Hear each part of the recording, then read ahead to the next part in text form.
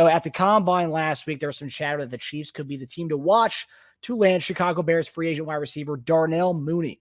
Mooney had his 2 best seasons with our offensive coordinator Matt Nagy as his head coach in Chi-Town, hauling in 61 passes for 631 yards and 4 touchdowns as a rookie, and then 81 catches for over 1,000 yards and another 4 scores in 2021. His productivity has declined since Nagy left, but his best 2 years were when Matt Nagy was there. Matt Nagy's our OC. Matt Nagy, we need receivers over here in Kansas City. And Darnell Mooney's a guy who likely wouldn't break the bank with us.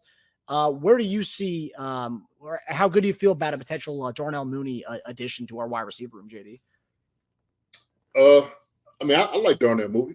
I like Mooney. I think he does a good job, man. He's a very athletic guy, catches the ball really well, runs pretty good routes, very quick, has speed. I like him. I like him a lot. Obviously, the past couple of years hadn't really been that friendly to him. So we've seen it last year's 40 and 31. That's what his numbers were. In 2022, it was 40 receptions for 493 yards, 2 touchdowns. And last year was 31 receptions for 414 yards, 1 touchdown. So we seen, like you said, under Nagy, he had 81 catches with 1,000-yard range. Yeah. So he's a guy that could definitely come in and help us, no doubt about it.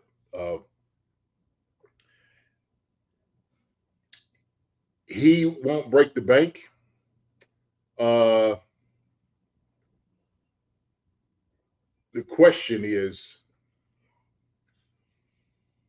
he your star number 1 like you want? Is the question.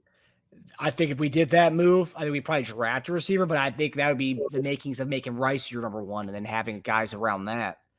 I mean, you could do that, but you don't see that being a thing, or what's the what's your hesitation in that? I can see it being a thing.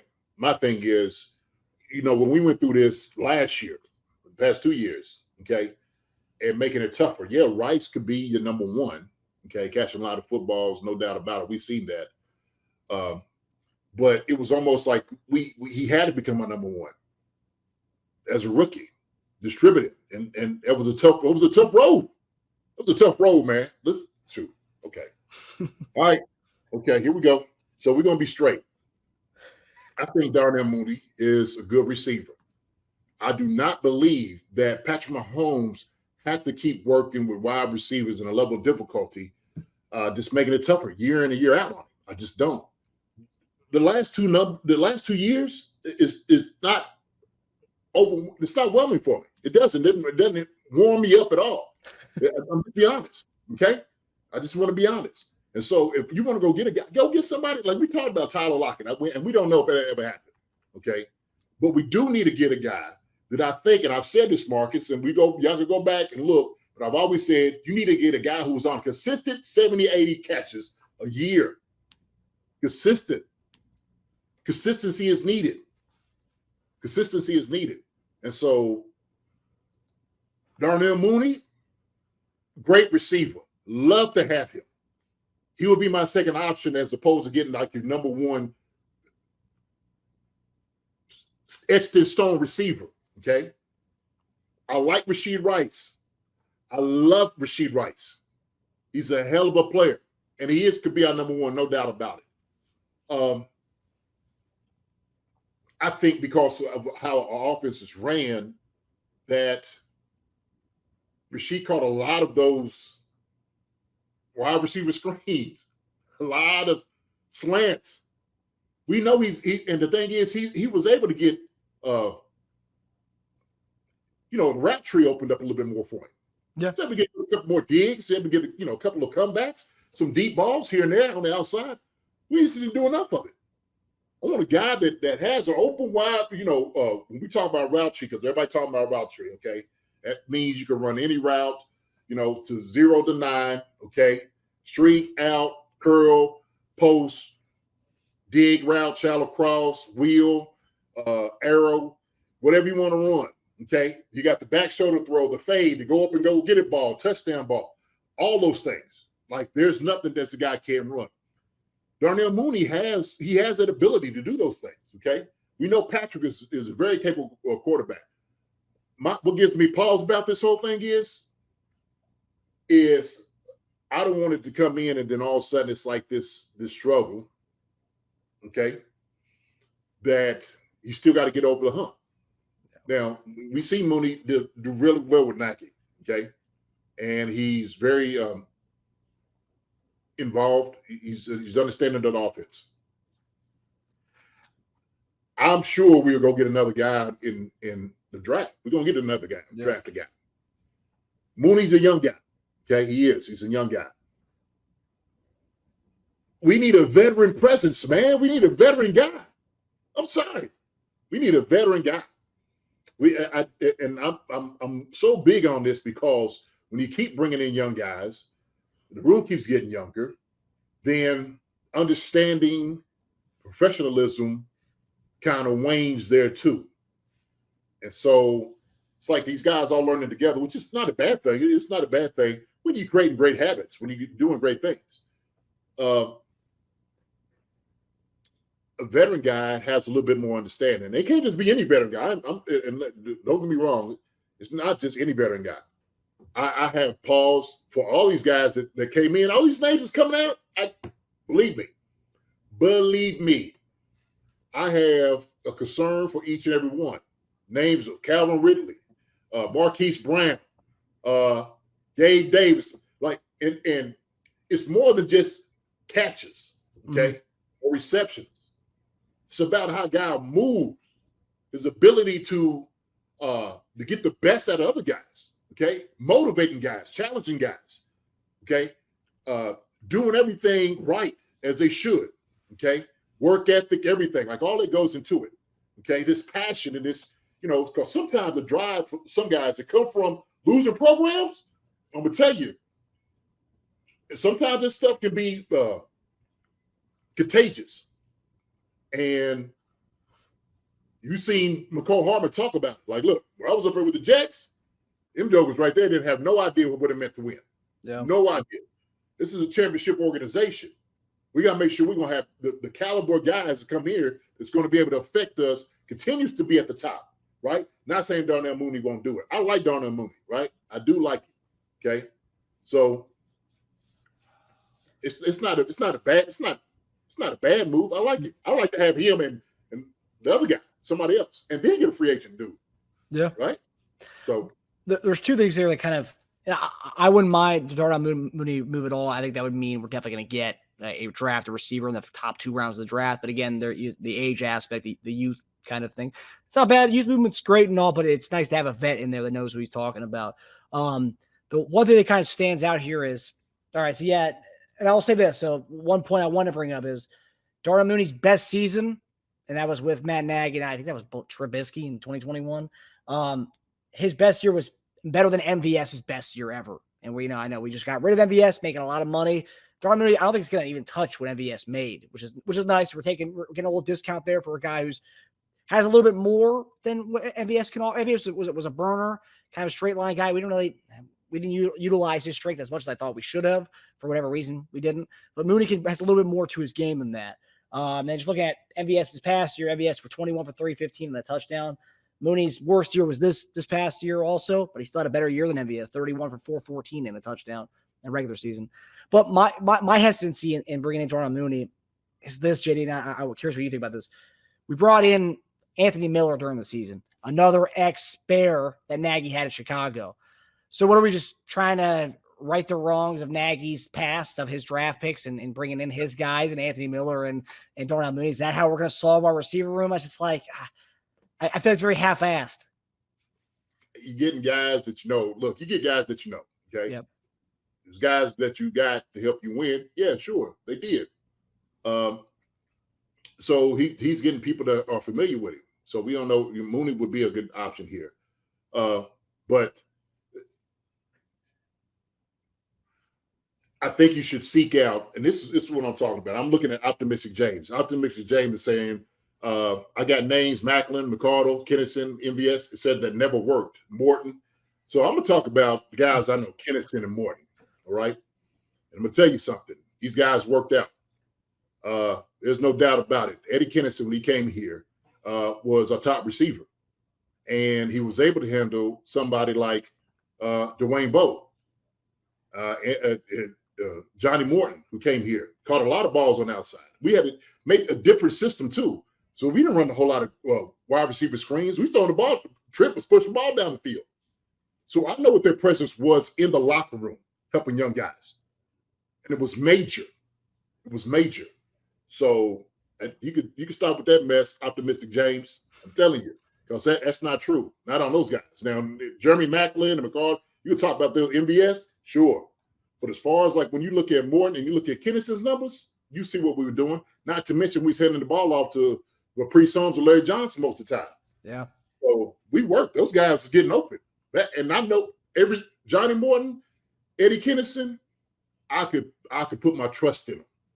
I knew they was going to be able to catch the football. No question about it. Ball going on top, E. Kane going to get it.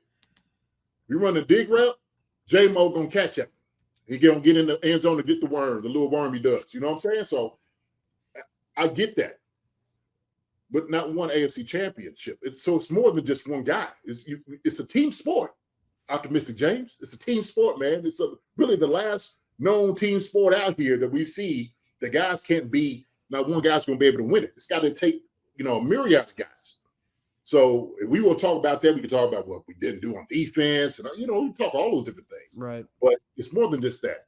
The Chiefs, because of what they have right now, putting everything together, have a very good football team. What I'm trying to implore right now is Patrick Mahomes doesn't seem like he has to continue to do things like Superman, even though we know he's Superman, okay? Let's give Patrick Mahomes the Justice League. How about that? How about we give Superman Batman and the Flash, and Green Lantern, you know what I mean? Martian Manhunter. Yeah, let's, get all those guys here. Aquaman, let's help him out. How about that? Okay? So always makes it good. It's a good DC reference. I'm a comic guy, so. The Super Friends, I'm with you on that. The Hall of Justice, I grew up on that stuff, JD. My older brothers taught me well. Yeah, Hall of Justice.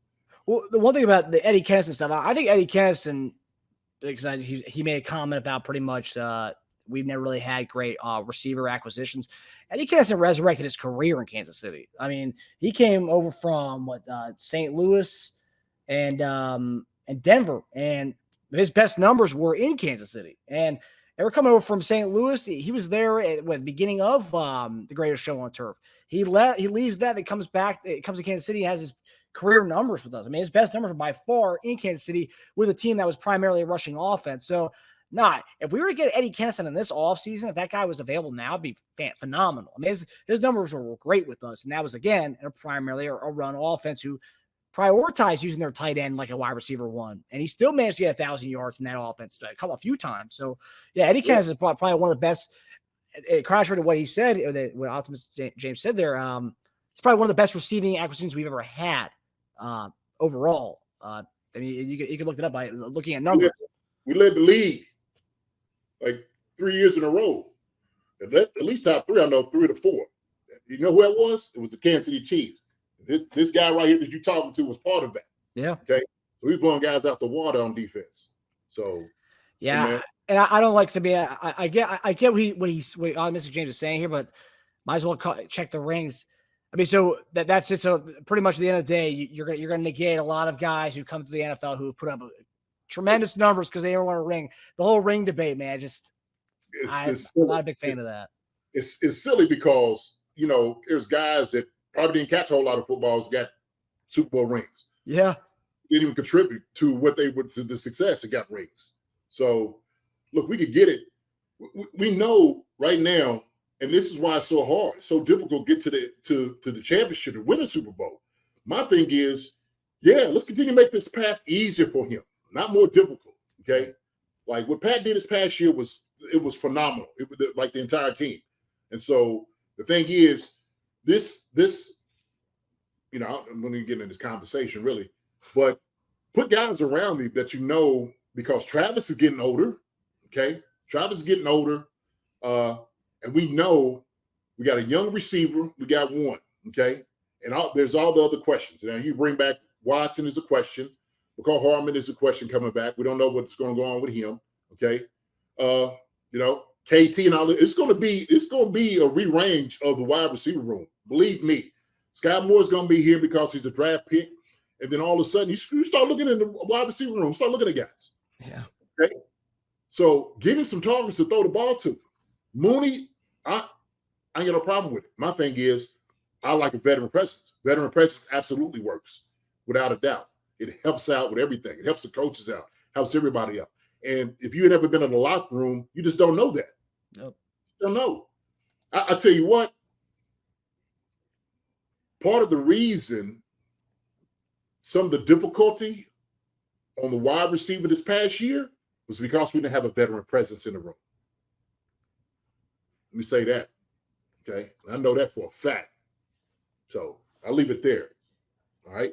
Now MVS kind of, started finding his way, but I'll stop right there. Yep. So fair points there. We need a wide receiver room that has some vets in it because having a young room can be dangerous if they aren't producing. Yeah, which is what we kind of saw this year, which is what JD was making the point right there. Yeah. 100%. I wouldn't mind Mooney as long as there's other guys with that. It's not just Mooney and that's it. We solved everything. Because it's not. Listen, if you go get Mooney and you go get a stellar wide receiver in the first round, that's going to have to be your first pick. That's got to be your thought. Like, well, then we're going to get a wide receiver. No miss guy in the first round. Okay, fine. You could deal with that. You could do those things. Yep. A lot easier than it was last year, but it's still difficult. So, yep. And there's what do you call it? Was it Nick Wright was saying on First Things First 2 days ago? He thinks the Chiefs are going to draft Lad McConkey, the little guy. Well, not little guy, but he's he can play inside and outside receiver with that from Georgia. Which I mean, he runs phenomenal routes. I mean, he's got a little bit of Cooper Kupp and Antonio Brown in him. If you get a little hybrid action. I mean, some of his routes, obviously, those are guys who are phenomenal, but he has a little bit of that to him, a little Cooper Kupp to AB to him, inside and outside. Hey, we love that versatility. Well, shoot, until he gets in the league and start doing what Cooper Kupp is doing, yeah, you got to watch who we're using in the same sentence. There's some similarities, right? Yeah. What you all say? It was similar as AB was. How's the Twitter game? No, not that part of AB. Oh man. What do y'all think about Javon Baker from UCF? I haven't really looked a lot at him. I've only been looking at kind of the top 5 names, but we haven't really gone into our full on draft research yet. I know McConkey just because McConkey's kind of been a top guy from UGA for the last few years, but yeah, I haven't really looked at Javon Baker yet. But don't worry, we're gonna have full on draft prep here in the coming weeks. Yeah, me either. I haven't really looked at him. There's so many names coming out, and so they're saying it's one of the best receiver and offensive tackle drafts in the last last decade. So hey, and coincidentally, those are our 2 needs for us. So there you go. Hi everybody, thanks for watching. Subscribe here to get the latest from the show. Also, be sure to check out the best clips from Chief Concerns. And if you prefer to listen to the show, subscribe and follow us on Apple Podcasts, Spotify, and anywhere else you get your podcasts.